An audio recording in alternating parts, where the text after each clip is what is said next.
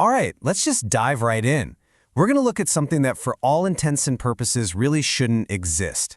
It's a piece of digital magic that solves a bug, a fundamental problem that has been a thorn in the side of game developers and animators for decades.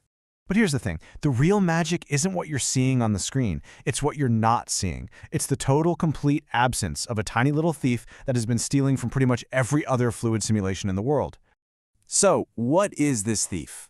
Well, for years, one of the biggest problems with simulating water is that it just vanishes. Little by little, tiny drops just disappear into thin air. Think about it like this. Imagine a national treasury. In most simulators, tiny little rounding errors in the math are like a slow, constant leak. Over time, all those tiny errors add up, and a big chunk of your assets, your water, is just gone. But this new method? It's like they rebuilt the entire vault. The math itself is designed from the ground up to make it physically impossible for even a single drop to get lost. And get this amazing solution isn't the result of some complicated AI that nobody understands. Nope. It's the product of pure human creativity, a brilliant paper written by some absolute masters in their field. But stopping the thief? That's just the first of 5 incredible things this research actually does. So let's break down these 5 feats that make this paper so special. Because it doesn't just solve one problem, it tackles a whole cascade of them, one after another. First, we'll look at the theft-proof design. Then, how it keeps all the motion looking lively and dynamic, how it smartly budgets its computer power, how it solves a classic physics nightmare, and finally, how it takes a beautiful theory and actually makes it practical for the real world. Okay, feat number 1, stopping the theft. Like we said, the core genius here is the math itself. This isn't about patching leaks or trying to plug holes after the fact. It's about designing a system where leaks are a physical impossibility from the start. The volume is perfectly conserved, from the very first frame to the very last. Now, the old way of preventing this theft was, well, it was kind of clumsy. To stop those little errors, programmers would basically just slow everything down and average things out. But the source material puts it perfectly. That's like freezing all the assets in a bank to stop theft. I mean, sure, the money's safe, but you've just killed the entire economy. This new method keeps the market moving. The splashes stay crisp, the swirls are detailed, and the water actually feels alive.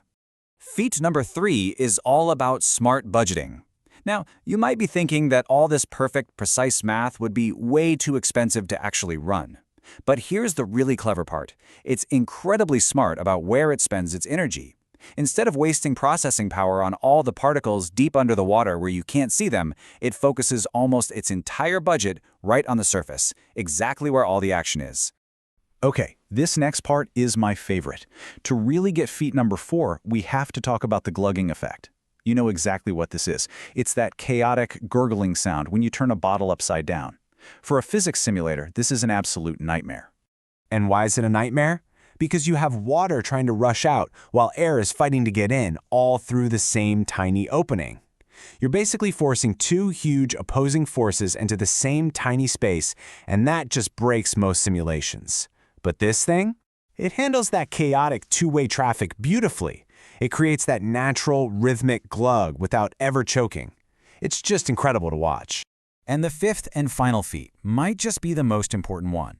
You see, for decades, scientists knew that this type of math was, in theory, the best way to do this. The problem? No one could figure out the boundary conditions, basically the edges of the simulation. The source uses this perfect analogy. It was like having all the middle pieces of a beautiful jigsaw puzzle, but none of the straight edge pieces. Without the frame, the whole thing just falls apart.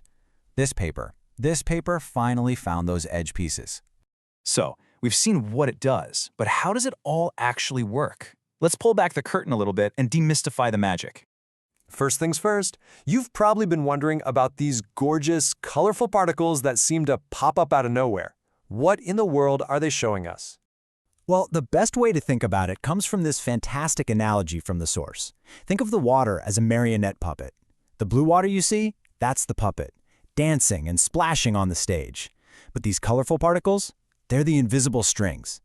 The researchers visualized the underlying math, something called the vector potential, to basically give us a backstage pass to see how the puppet master is pulling all the strings. And how does that puppet master work? Let's go back to our bank analogy. Traditional simulators are like hiring a security guard for every single dollar bill. It's wildly inefficient, the guards get tired, they make mistakes, and money disappears. This method doesn't hire guards. It completely rebuilds the bank vault into a perfectly sealed system. The money can splash around inside all at once, but there are literally no doors to the outside. Theft isn't just unlikely, it's impossible by design. Now, if you want to sound really smart at your next get-together, the source has a great suggestion. You just put on some sunglasses, lean back, and say this.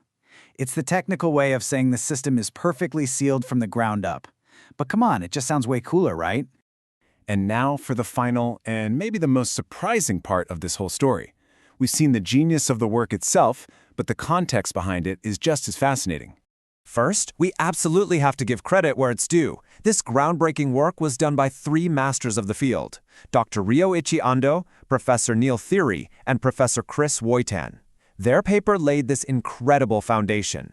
And they were very honest about the one weird limitation. The math, just because of how it's built, has a theoretical blind spot.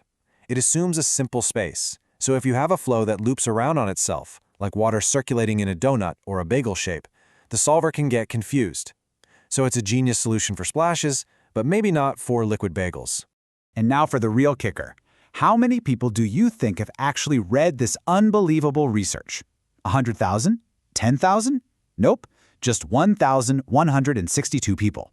Not in a week, not in a year, in 10 years. A decade's brilliance just sitting there, pretty much undiscovered. And that's really the final thought here. It makes you wonder, doesn't it?